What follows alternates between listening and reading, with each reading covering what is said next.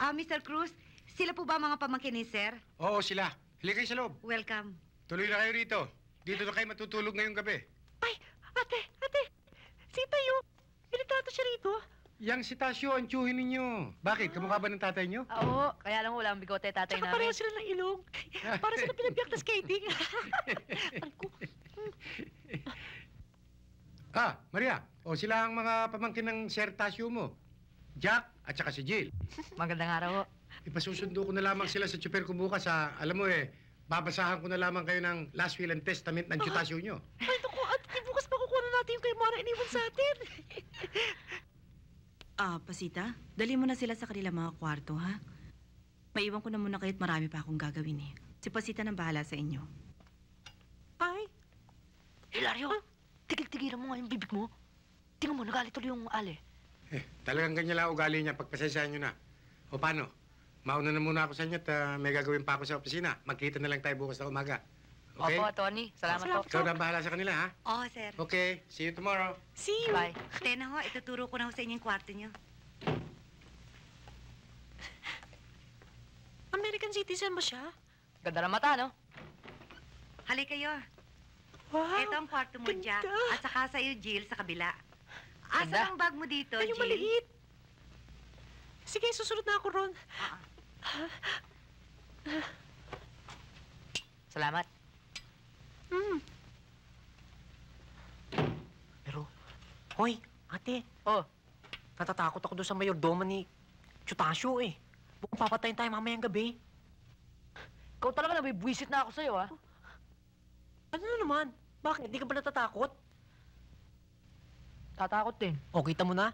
Naku, ate, kung di lang doon sa kayamanan makukuha natin, naku, gusto ko nang umuwi. Kasi para bang kinakabahan akong may mangyayaring masama sa atin dito eh. Ikaw alam mo yung utak mo, puro kalokohan ang pumapasok eh. Ang magaling, magdasal tayo para maligtas tayo sa kahit anong kapahamakan. Punta ka na nga sa kwarto mo, pahinga ka na. Naku, ate, dito na lang ako. Natatakot ako nung kinana Maria, baka bigla akong gapangin nun eh. Sige, dito ka matulog. Yan. Sa akin, hindi gapang. Suntok ang aabutin mo. Naku, papagapang na lang ako. Bilis!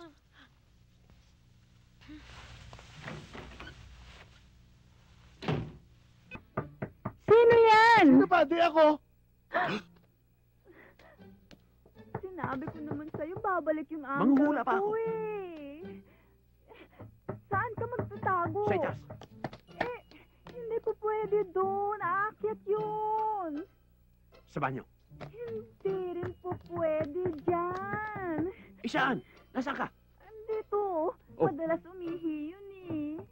May sakit sa bato. Oo. Dito sa ilalim. Dali, tago na. Ano ba? Sandali! Kanina pa ako katok ka.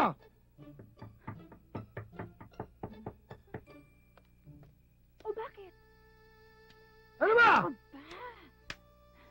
Tago na. Hoy! O bakit? Mamaya na. Ayan, sige.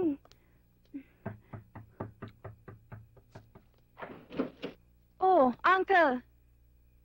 Bakit ang tagal-tagal mo buksan ang pinto? Galing ho ako sa banyo eh. Galing ka sa banyo? Opo. Bakit malapit ang boses mo? Sumisigaw ho ako. At saka, ang hirap-hirap hong buksan itong double lock na nilagay ninyo. May ibang tao rito, no? Wala ho, Uncle. Kayo naman dyan eh. At saka, bakit ho ba kayo bumalik? Kalimutan ko yung batuta ko eh. Dito yata nakalagay. Dito nakalagay yung baril ko eh. Ha? Baka naman nahulog sa ilalim. Uncle! Wala ho dyan, nandun. Sa itaas? Oo, nakita ko ho nandun. Ako na lang ang kukuha. O sige, Ha? dali ka. Oh, Uncle! Saan kayo pupunta? Iihi, bakit? Wala lang.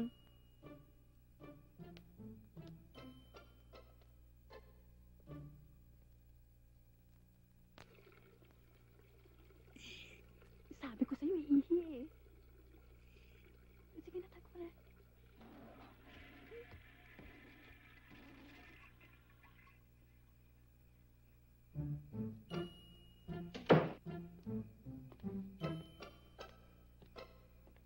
Stella, Uncle? nakuha mo na ba? Oho, oho. Baba mo.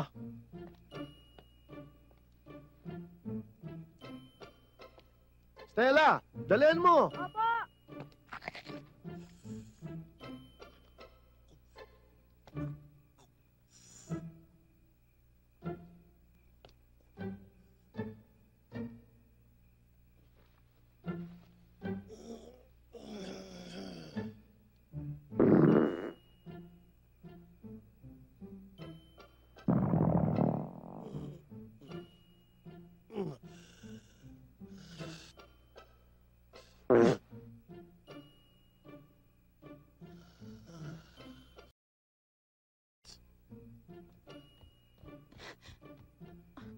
Uncle, eto na yung batuta niyo.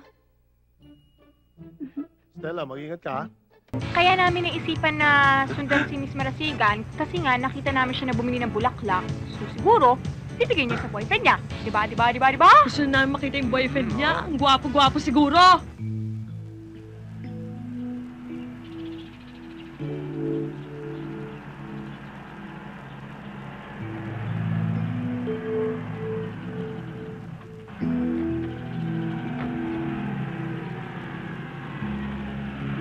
Please.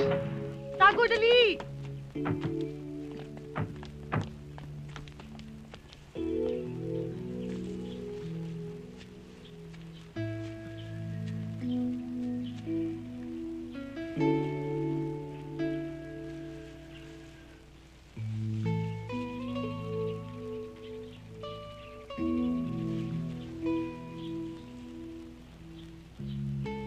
Ang weird naman sa sementeryo pa meeting place nila.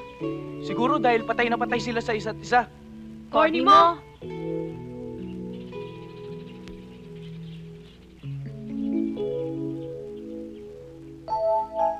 Ah, patay na boyfriend niya? Hmm.